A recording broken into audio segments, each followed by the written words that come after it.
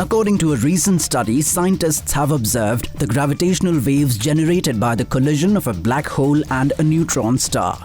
The signals from the first ever observed hybrid collision that happened hundreds of millions of light years ago have been detected in the US and Europe.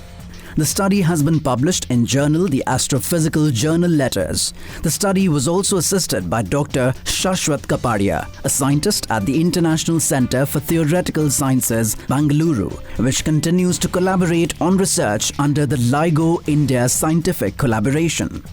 In January 2020, two separate hybrid collisions called GW200105 and GW200115 were first recorded by the LIGO Gravitational Wave Detector in USA and the Virgo Gravitational Wave Detector in Italy.